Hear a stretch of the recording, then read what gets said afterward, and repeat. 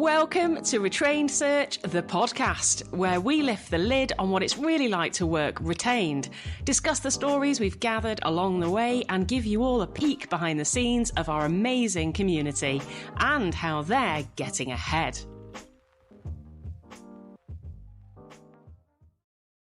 Hello, Lou. How are you? I'm good. Tired. Yeah, I'm not as bad as I was. I am not as bad as I was. I feel like I've been like in a fog. I feel like I've had like somebody press my slow-mo button for the last couple of Well, you kind of days. have been in the fog if you class clouds as fog, because you've, in the past 2 weeks, probably spent about 70 hours in the clouds. Probably more than that, actually. Yeah, it was a, I don't know, 26-hour journey, is it to Oz, and then a 47 and a half, not that I was counting, hour journey to Brazil. And then I don't know how long it took. It wasn't too bad getting back, actually. It was probably only about 14 hours in total, door to door, getting There home. mustn't be a film released in 2025 that you haven't watched. I watched every single film and all the old ones as well. Yeah, I've watched a I lot of was thinking films. about you the other day because I saw an article somewhere saying I think a new series of Ted Lasso is being filmed. Is it? And I was thinking, oh shit, I hope there's something good for Lou to watch on all the travels because well, it wasn't this time last year, it was a bit longer than that. But last time we went to Australia, we were both like so addicted to Ted Ted Lasso. Lasso, Yeah, yeah, it got that's so me. It was true. like I didn't count the flight in hours. It was how many Ted Lasso episodes I get Yeah, through. that's so It was like true. so it's 11 episodes to Dubai, and then it's yeah. Yeah, that's so true. I've been downloading all the recent ones of Slow Horses and keeping up with Slow I'm Horses, not watching and it. oh, it's so good. And The Morning Show, which I absolutely adore. And I watched the film The Gentleman. That was one of my most favourite films that I've watched. All my favourites in that one. It's a Guy Ritchie film. It's like all the other Guy Ritchie films, but it happens to be really good. I loved it. Watch it Nice. if you've not seen it. Is it a And movie? It's a yeah, series, isn't it, on no, Netflix? it's a movie. Oh, is it? No, I haven't seen it Yeah. then. And I watched The Road to Patagonia, which is couldn't be more different, those two movies, but I was in like floods of tears like at the end of that one. So yeah, I've watched some good movies. What about you? You've been recovering. Been on the You're sofa. upright. You are Yeah, I'm upright. upright. Yeah. So I am like, if you look under the definition of patient with a bad back, it just says my name. I'm like 6'5", overweight, sit at a desk from the hours of 8 a.m. till 6 p.m. and then play tennis, golf, and paddle in my spare time. Oh Like my I am God. just a walking bad back. Um, and yeah, I herniated a disc in my back, not playing tennis or playing paddle, skipping with my 2-year-old daughter. Yeah. So I spent like 2.5 weeks literally on the sofa. Thank you for any of the people that spoke to me during that time because I was like doing Zoom calls on my back with my laptop in the air above the bed. Um, and then just as I was on the road to recovery and nearly better, all of my parents and my in-laws went away, and I had to take my daughter to nursery because there was no other option. And as I picked her up at the car, it went again. Oh no. I had another 2 weeks on the sofa, but I was very sensible during the second 2 weeks. I took it easy, and now I'm back upright, and people don't need to lie down with me to do a Zoom call. Maybe start some yoga or Pilates or Already something. started. Great. That's good. 7 a.m. Tuesday morning, stretch and mobility. Yeah, good lad. Yoga's where the young, fit and healthy people go. Stretch and mobility is where I go on a Tuesday with all the other 80-year-olds who can't Yeah, tie yeah. shoelaces. Yeah, I love 80-year-olds. It's great. It makes you Yeah, feel young. yeah, I live yeah, in like, well, God's waiting room, so I'm yeah. familiar with that. I got it. Yeah, I got it. I've been traveling around the world, and it's been interesting because I've been spending time in a region that, for those of you that are listening, it's just an observation. This is just an observation for those of you listening from Australia, but are most definitely about a couple of years behind where the UK and the US are from a retained perspective.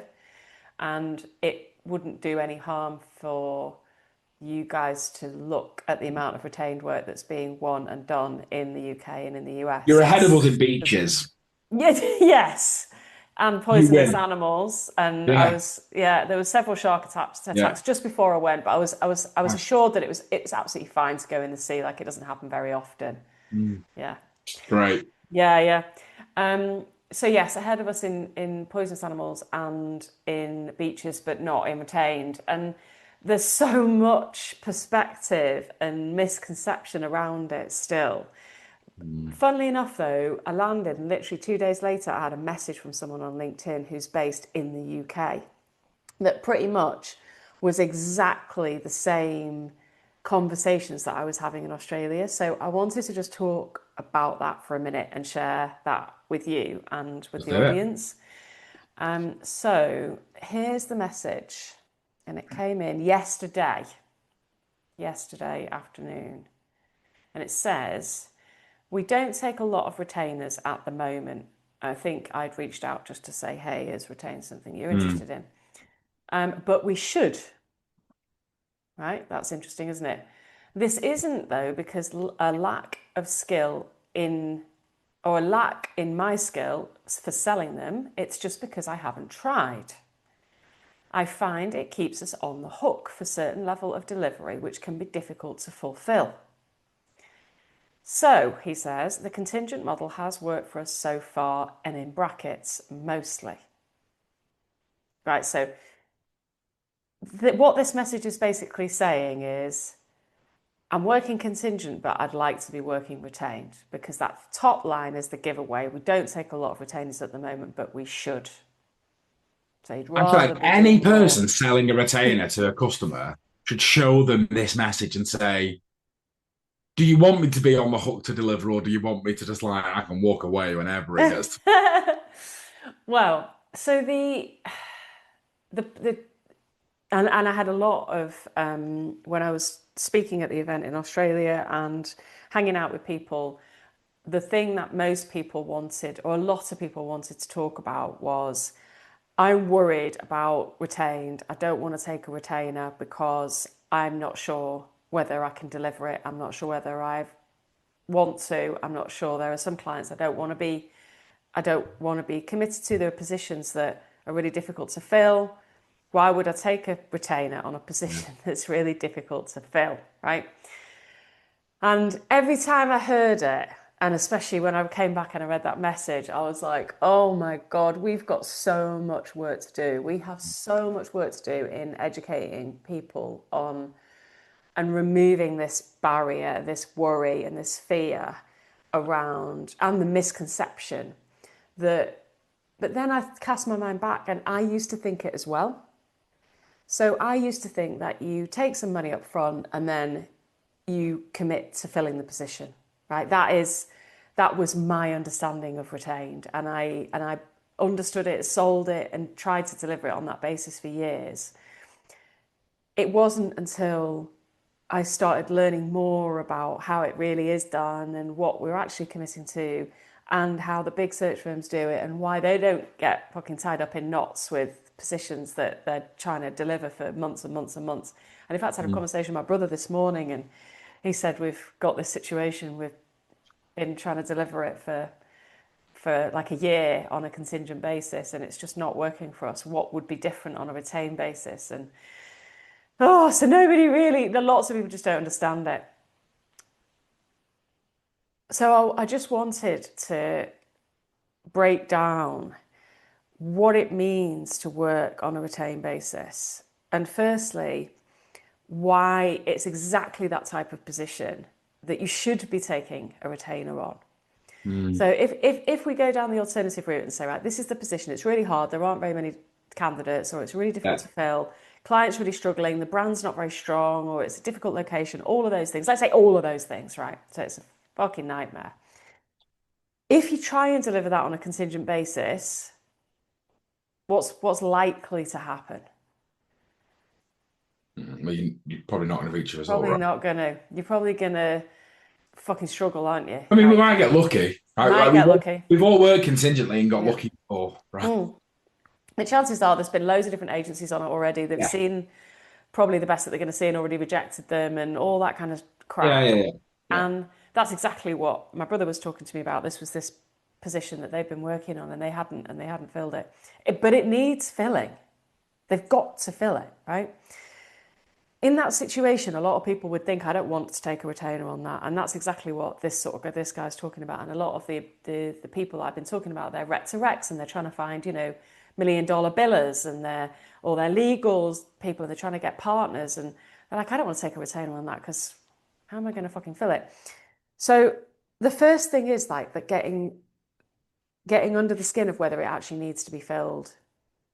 Because if it doesn't, and they're just, they're just window shopping, well then, firstly, you definitely don't want to be working it on a contingent basis, because the chances of them pushing the button and hiring someone that you might find contingently is really slim. Yeah. And B, you also don't want to be working it on a retained basis because they don't actually want an outcome. But in that situation, they're not going to give you a retainer anyway. They're not going to pay you a retainer if all they're doing is window shopping. So once you've diagnosed it and it is actually something they do need to fill, there is no other way of producing and guaranteeing a result. But Yeah. our mistake is that we think that that result has got to be a fill, that we've got to fill that position in return for the financial commitment. But we can't guarantee a fill. I used an analogy with a member of ours the other week, and if you don't like the analogy, Lou, we can cut it out. And for anyone who wants Go to know on, what I'm it was, interested. you can reach out to me on LinkedIn. I'll tell you that. Tell me what it is. I said it's like you imagine a patient goes into a surgeon, right? There's something wrong with them. They're going to die unless they have this life-saving surgery, and the surgeon says, "Oh, there's a small chance you might die on the operating table, or so I'm not touching it. I don't want to do it." The patient's going, "I'm going to die anyway." Like That's so true. it needs filling. Yeah, yeah, Like that's so true. I like like that. I just like that because a there's a lot. small chance that you might not Yeah, fill it, that doesn't mean we don't do anything. We just leave it here vacant. but it's the best chance you fucking Like got, isn't it? it's probably the only chance they've got. Yeah, exactly. It's such a good analogy. It's such a good analogy. Yeah, it is. It's really good. And that means that it's not about the model that you use. There really is only one way of making sure that you've got the best possible chance of finding an outcome, but it's who you pick to execute that process. So if the surgeon was like, "Well, I've never done this before, but I'll give it a go," you'd be like, maybe not. I'll pick someone that's done it before, please. Yeah, exactly. So as long as you can demonstrate a thoroughness and a rigor of process that in every other case pretty much has yielded a positive outcome. And they're realistic, right? If you think about when Yeah. you go in for surgery, they always go, "I've got to tell you the risks. There is a risk, there is a chance this Yeah. could go wrong and stuff. But Yeah. Yeah. I've done this thousands of times. It very rarely happens. You've got nothing to worry about. You're in safe hands." And you Yeah. go, "Okay, I can deal with If that. anyone can do it, I That's can, fair. right? That's Yeah. fair." Right? Yeah. Yeah. Totally. I love that. So what happens is, and we've been running a session on this recently that has been going down really well. I know you did it for an audience the other day, didn't you? Was it the TRN or Uh, which session's this? Sorry. the The retingent one? yeah. I did it for TRN and I'm doing it for the guys at Ursa later today. Yeah. So Above it's a that. really good session, and I did it in Australia, and it was so helpful for people that helps you understand this trap that you can fall into where you're just taking some money up front and then not putting a process in, because that's exactly what happens. You end up with some money up front, you're then on the hook, and then the rest of your reputation, relationship with the client, and fee, not to mention the fee, is dependent upon making a placement.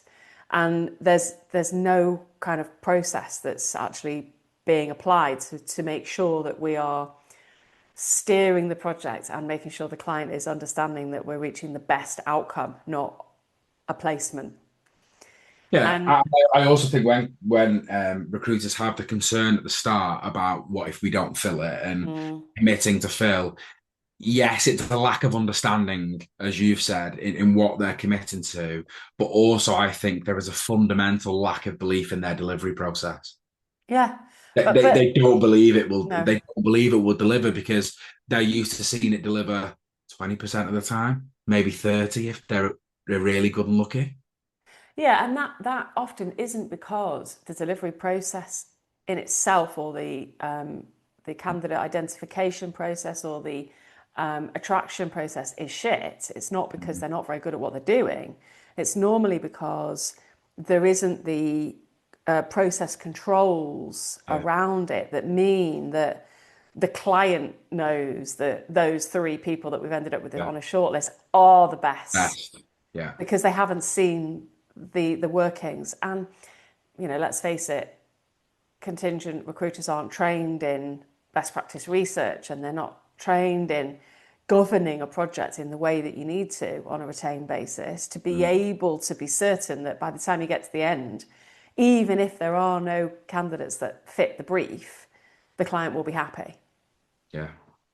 Because that's not what we're trained in. That's not what I was trained in. We're trained to get a job on and fucking find a candidate as fast as possible and get a CV over as quickly as possible. And that's fine. That's what we're all trained to do. Which is why so many people have got this, this worry that, well, if they give me some money and I can't find the CV, I've failed. And they don't associate the process with any element of that. Mm. So, Mm. yeah, I mean, but listen, you always say, and it is true, it's very rare I would recommend not winning work on a retained basis. The only time I would probably avoid it, or one of the only times, is if it's really difficult, it's really challenging, it's a tough search, and the client's a bit of a dick. yeah, totally. They won't work in partnership, they won't flex, they don't take advice and guidance and feedback. I think in that instance, it's best to stay Totally. clear because they totally get in the way and sideswipe the delivery process, Yeah, and totally. then Yeah. it doesn't work, right? Normally, they're the ones that won't pay a retainer anyway, Yeah, yeah. because if you're articulating it in the way that we're all capable of doing, uh, based on all the people that we've come through the training, Mm, they they either then get it and go, oh right, okay, fucking hell, right, I can see why we're going to need to do this, right, well let's do it. What does it look like? Or they're like, no, I'm not going to do that, and then that's okay, because if they're going to be an asshole about it, mm. you definitely don't want to be working in partnership with them. Yeah, yeah, and I think those of you listening who are in that boat thinking, "Oh, like, what if I don't deliver?" Trust me, it's you guys that will do best with this because the ones that care about Yeah, delivery, that's so that true. care about doing a proper job, like you'll do Yeah, brilliantly. It's the yeah, ones that don't care, that don't want to commit, that actually say when the going gets tough, I want to bail. yeah. So even though it's a bit of a misconception and it's maybe holding you back a little bit at the moment, actually I kind of feel that's the fuel that will drive you forward. That 100%. care. Such a good point. It's such a Yeah. good point. Yeah, you're absolutely right. You guys are the ones that do the best because you give shit. Mm. Yeah. And this is the only way that they're going to reach a result, right? And if remember the surgeon situation, if anyone can do it, you can, and put a proper process in. And even if the best case scenario means the final outcome isn't quite what they expected, they will know that they are in the best possible position to make a decision as to what to do instead. And they will know that. And that's the worst case scenario. And they're Yeah. still going to be grateful for you putting them in that position because they Yeah. know that there is no other option. Like we tried. We did everything Yeah. we And they could, will right? never say that you didn't. Are you enjoying this so far? Don't miss a single episode. Hit the subscribe button right now so you can be part of the conversation that's shaping the future of recruitment. So we dive really deep into the strategies, the stories, and the truth about retained search. So if you want to hear more about it, or you know someone else that needs to hear this, then share it with them. Right, let's get back to the good stuff. Ever. Yeah. Yeah, absolutely. Cool. I wanted to cover that. And I also wanted to share a few other things because there's been a lot happening. And Yeah. while I've been away, you guys have been busy. We've been doing some work with the recruitment network, the Yeah. TRN. Those of Yeah. you that know them, we do quite a few pieces with them. We've just been asked to do another session for them in January, which we're really looking forward to. And Anita, who we liaise with there, was just giving credit to us and our team, saying the members love us, as well as our team being lovely to work with, which I'm really proud of, because you can have a good, front to an organisation, and Yeah. then, the behind the scenes support not be so great, and Oh, we're we're just very lucky, aren't we? Like, very lucky through and through. Make they're your in. own luck though, don't you? Well, yeah, we find good people. We'd be And crap recruiters if we didn't, right? yeah, we would. Yeah, it would be a shame if we couldn't. Um, somebody enjoyed your presentation very much. Not that much. We had to He exit. he thinks you're the best delivery person in recruiting of them all. Well, had a good coach. Oh, I was taught so did well. I. So did I. Mm. I've had lots of good coaches. Oh, this is Charlotte. I do one-to-one coaching in the mastery group, and um, people find it very helpful. And Charlotte was saying the aerial view is so objective, gives me clarity while I'm working in the weeds, and I can get wrapped up in the day to day. I appreciate you. I'm grateful for the Yeah. support. She says I'm Wow. wonderful, which is nice. Oh, this is a nice one to Claire. Uh, it says, had my first in-person pitch yesterday. Quite a lot of people are nervous about pitching in person, especially having spent so much time on Zoom. They say, I pulled out the laptop and presented, agreed and committed to retain. Thank you. Do you know who that was? Jane. Right. Uh, well Jane. done, Jane. Good job. Some feedback, candidate feedback. I'm just reading it through. So this is Joe, isn't it? This is a message from a candidate that's been through a retained process. A huge heartfelt thank you to my newest friend. You were lighted. I did not expect to shine so brightly. You showed up when I needed it. You're an incredible recruiter, even more stellar human. Can't wait to connect with you in Austin. Oh, very nice. This is an interesting one, isn't it? Because I remember this came up on a coaching call, and this chap, Jonathan, was having a challenge with a client and at mid-search that was starting to look like it was going to go pear-shaped. And that's what I love about one of the things that I love about our community, that people are not afraid to say, Yeah. I've got a project, it looks like it's going off track, I need help with it. And people get in early ahead of challenges and don't bury their head in the sand, which you learned quite early on, didn't you, George? It's not the thing to do. No, it's not at all. Yeah. He said, I had the meeting, told him what was going on in the trenches. The client was beyond delighted. Definitely the right move. It built enormous trust and goodwill. Thanks for the support yesterday. I hadn't made the decision to do it before we talked. I was on the call, but I hardly said anything. It was Paul and Dennis and a couple of others that were on the call that were helping Johnny through the quite They're complicated my favorite challenge. calls. When I get to sit there and then at the end I go, yeah, I'll do what Yeah, they say. what he said, yeah. Yeah. Oh, this is nice, isn't it? This is Yeah, one of wow. yours. Yeah, it's funny when people join us, I feel like there's never an in between. Like they either think, oh, I'm going to find it much easier in converting existing clients because they know me or they trust me, or they think that's going to be really difficult because they know I work contingent, but I'll be able to go and sell it to new people. Yeah, And, I and agree. Lara was the latter. I think she thought I'll be able to go and sell this to new people, but I'll struggle with existing clients. And she's obviously found that isn't the case. I find both are equally as possible. So yeah, converted my second existing client, did it on the fly too. He called me out of the blue needing help on a search, shared how we're working differently with our clients, explained it's not more money, just how we deliver and when we get paid are different and better. He agreed, didn't question it. Most C-level people I'm finding tend to get it. That's 9 retained roles in less than 2 months. Pass me the wine. Pass me the wine. Love it. And this one, and this is an old colleague of mine. We used to work with Michael about, God, it's got to be about 10 years ago now. Yeah. And uh, he's posted in the group, first retainer one, hello gang. I'm happy to let you know I had my first retainer approved. Thank you for the training. It works. I'm so glad he finally joined us. Yeah. I Well, think skip to the next one there. I think he was in Singapore, if I remember rightly, when I was in Yeah, Manchester. it So, was. but we There you never go. quite got to work properly together. No way, it's him again, Yeah. isn't it? It says second retainer this week. I can't believe it. I got another retainer agreement approved. What a fantastic week it's been. On top of that, my first search fee has been paid today. Well done, Michael. Nice work. I love it. Great, isn't it? I Really love good. it. We got there eventually. Oh, and this one, right?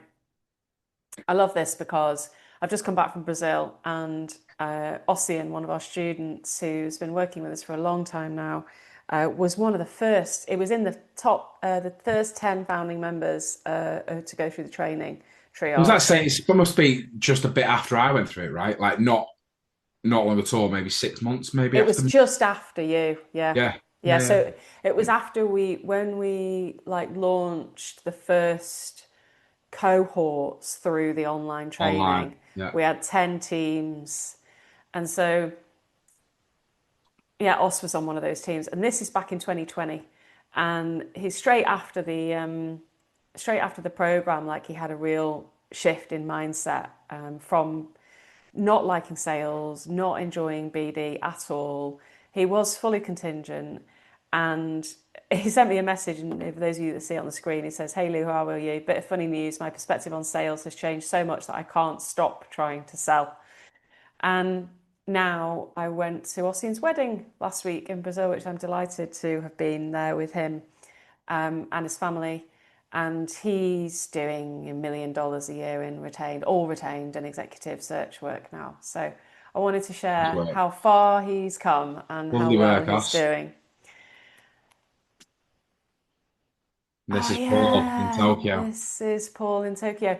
So there's somebody in our orbit, if you like, no, in our ecosystem, maybe that's the best word.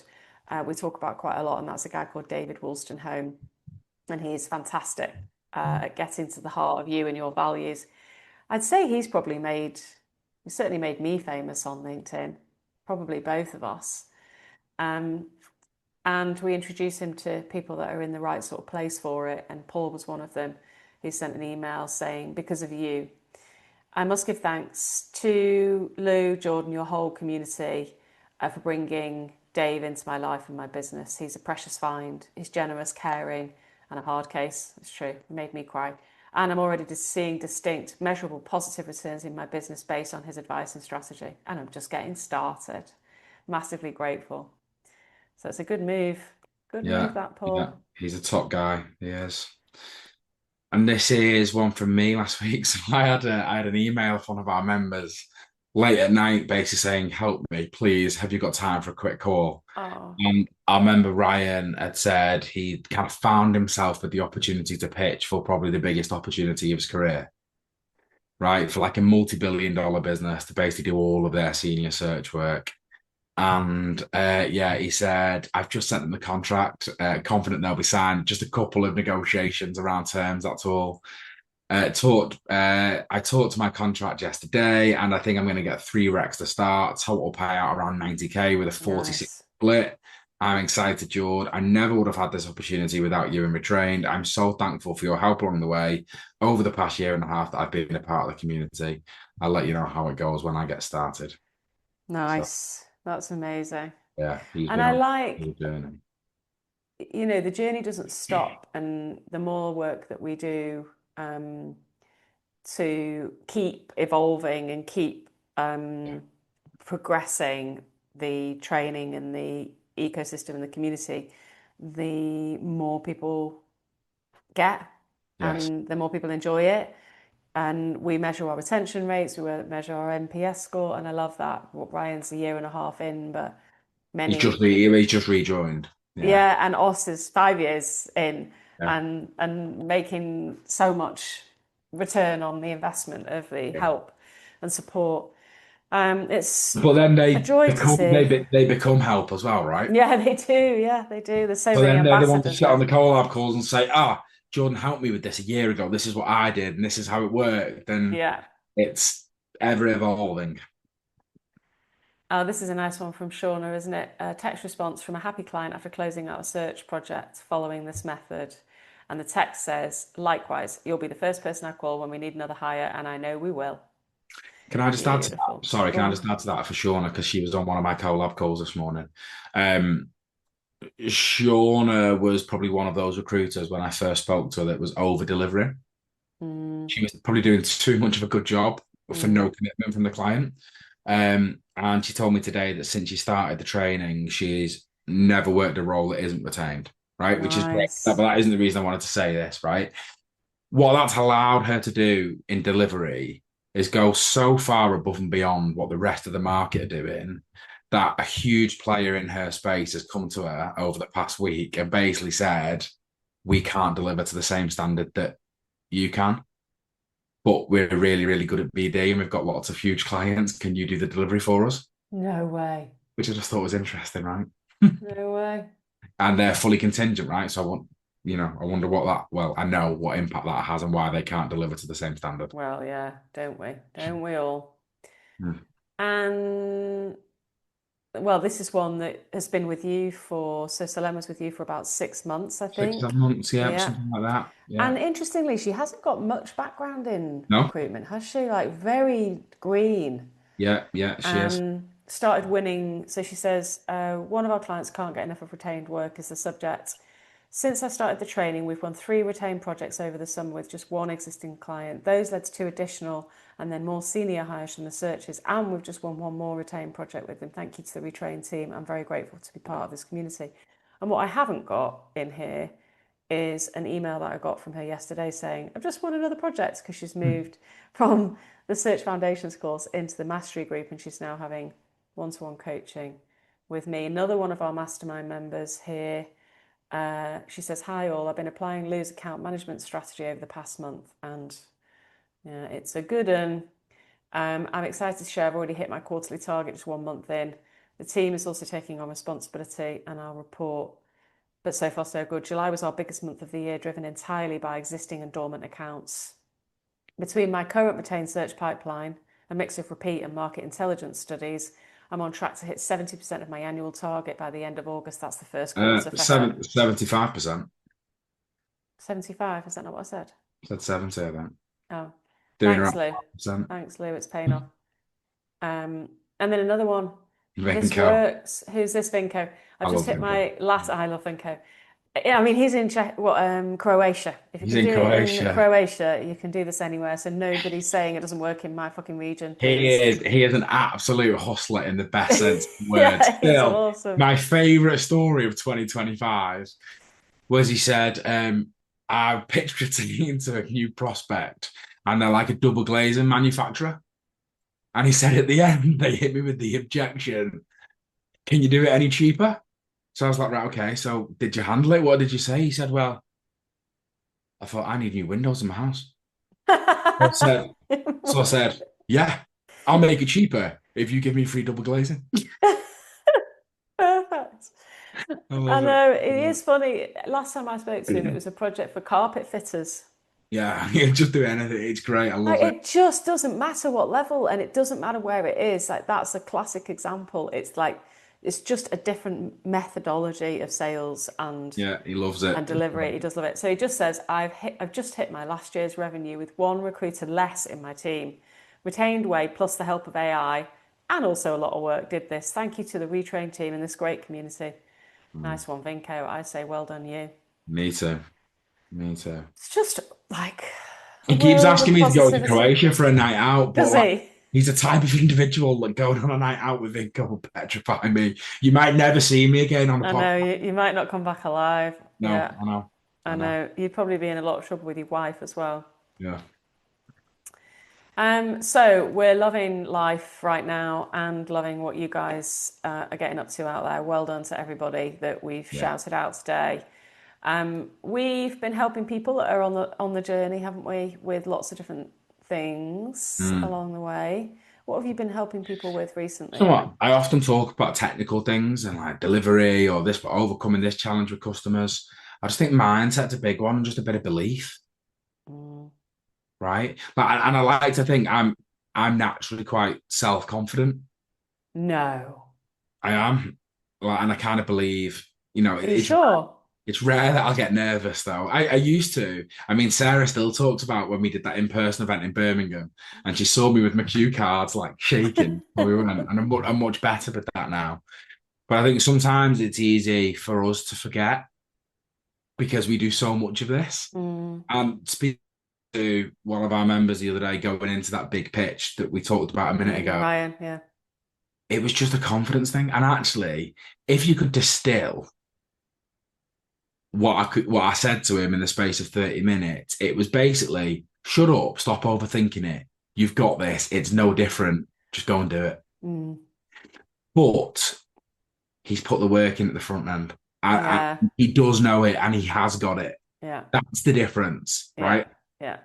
He Like does he's know it because built the I've seen his pitch. process. Exactly. He's got the Mm. pitch. He knows how to handle the objections. Yeah. He too was one that said, but I haven't pitched in person in like a year and a half. And I'm Mm. like, so like, do you want me to come and sit in the meeting room with you and hold a webcam in front of you? Because it's like the same thing, right? There's just a screen in between you or not. Yeah. You know it. You've got it. Just do Yeah. it. Yeah. Yeah. That's so nice. You So know? true. And it's funny you bring that up because I often talk about technical things as well. And this week, something's cropped up that hasn't been technical, and when by the time business owners and founders, leaders get to our mastery group, they've got there through going through that process. Ryan's someone that will be in the mastery Yeah. group, I'm sure, of doing the work. Right, they've learnt it, Yeah. they understand it, they've applied it in practice, and they've learnt more on the journey. Yeah. Ryan says he's a year and a half into the journey now, and consistently winning and just getting bigger and bigger. Yeah. And those typically are the people who are the people that succeed, right, in business, because those are traits that mean that Yeah. you Of course. succeed. The challenge with that is that, and you and I aren't dissimilar, George. We share a similar profile to those, quite high utilitarian, and there's a high individualistic there too. But there's a lot of pressure on themselves and a lot of discipline and diligence in their work and their working practices, and that can take its toll on the person and the emotions of the person. And so I sometimes see people that aren't as diligent at looking after themselves, their soul and their mind, personally and emotionally, as well as they are looking after their business. And so some of the work and the space that I've been creating for a couple of business owners is working through that and applying as much discipline to our personal well-being and emotional well-being as we do to our businesses, because I have to do it as well. I have to make myself go Well, for a listen, walk. I've struggled over the past month without not being able to play paddle or tennis. And I said this to my wife, it's because when I'm playing paddle or tennis, it's genuinely probably the only time I'm not thinking about work. Yeah, me too. It's sad to say, even when I'm with my little girl and I'm still thinking I need to send that email later, and I've got that call that I need to prep for tomorrow, and it's like it's all consuming, isn't it? Yeah, it is. You've got to find that time. Yeah, and also this particular business owner is struggling with a decision that they have to make, and decision making can be challenging at the higher levels, because the further you go, the more lonely it is, right? Um, and it can be really instrumental. It's not a small decision. This is a big decision that needs to be made. And it reminded me of the book. I was going to ask if you'd read it, but you might have listened to a podcast on it. Malcolm Gladwell, Blink.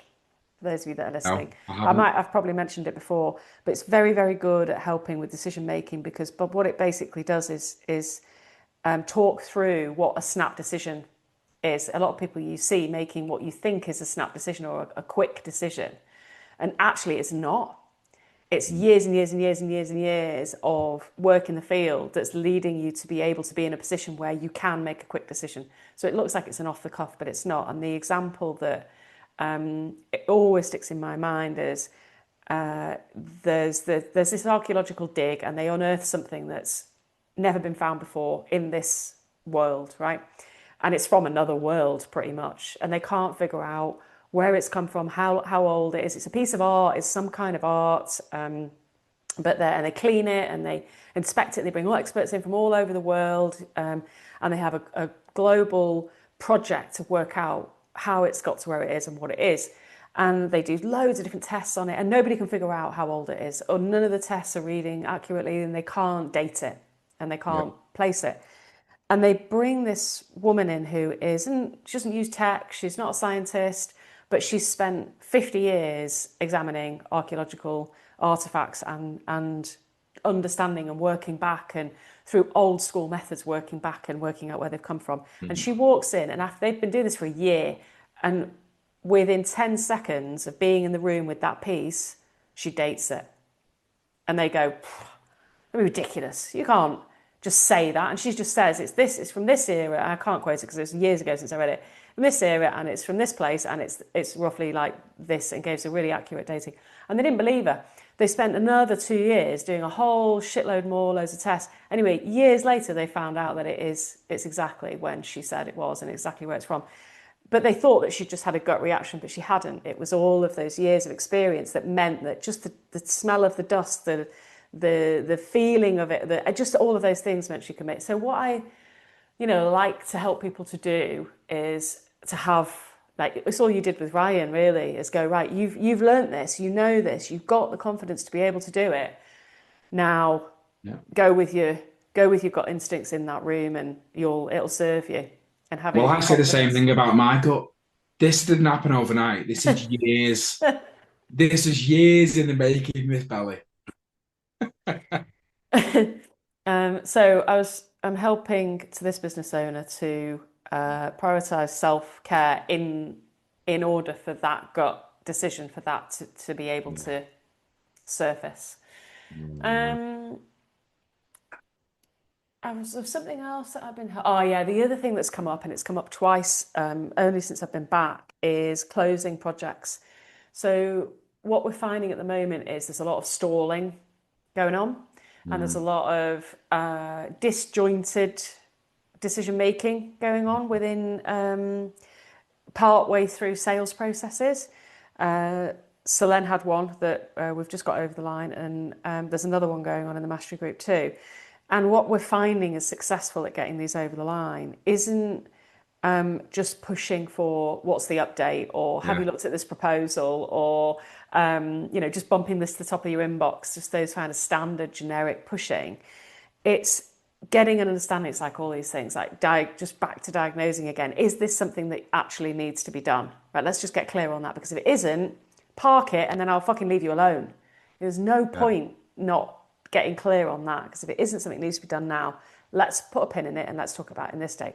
If it is something that needs to be done and it needs solving, what we're finding is working is you as a consultant be taking responsibility for getting that over the line. It is yeah, your job to make that happen. And rather than think, oh, should I chase them, shouldn't I? Think, okay, they need to get this done. This is my project. I now need to get this done, right? So I need to find the CFO. I need to go and fucking visit them and say, this CEO needs to get this piece of work done.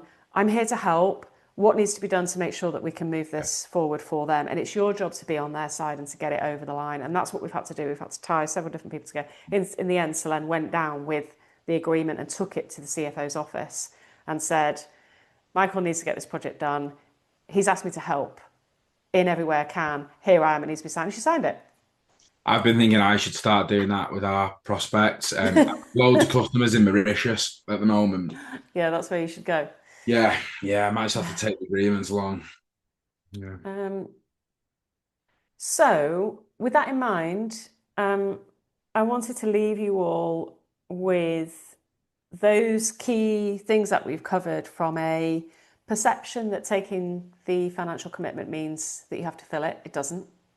It's No, just not true and it's not accurate. And I correct. get that you've got that perception, but that's not it. And if anyone can solve it, then you can with some financial commitment, but you need to put the right process in. You're the only hope. Exactly. Is it are they going to die, or should we do the Help operation? you. Yeah. And that self care, if you have a tendency to put too much pressure on yourself, then you're probably not going to perform at your best if you're not prioritizing your self care in the same way that you are your Mhm. work. And that if you've got a project, you need to get it over the line. Check whether they do need it done, and if they do, then see it as your job. As your first stage in the project is to actually get it launched, basically. Yeah. And we'll see you in a couple of weeks' time. Something like that, I would have Yeah. thought. Yeah. Have fun, guys. Thanks for listening. Thanks, George. Thanks, Lou. Well, that's another episode of Retrain Search, the podcast in the bag. Thanks for listening to our wild tales, LinkedIn controversies, and our top tips on how to sell and deliver retained search. Get involved in our next episode. Send in your questions and share your experiences with us by emailing podcast@retrainedsearch.com. And don't be shy. Connect with us on LinkedIn and come and say hi. We don't bite. Unless you're a Shrek firm, that is. We want to say a special thank you to our retrained members for sharing what's working for them right now and innovating new ways to grow and evolve. It's an incredible community. If you're wondering what exactly we mean when we mention our communities, well, we have two separate programs. Our Search Foundations program is for recruiters who want to learn how to sell and deliver retained search solutions consistently. And we have our Search Mastery program. That's for business leaders or owners already at 50% retained or more and looking to scale and grow and structure their search firm. We cap memberships to these programs to protect the integrity of the community. If you want access, just talk to us. Okay, thanks for listening. We'll be back very soon with another episode of Retrain Search, the podcast.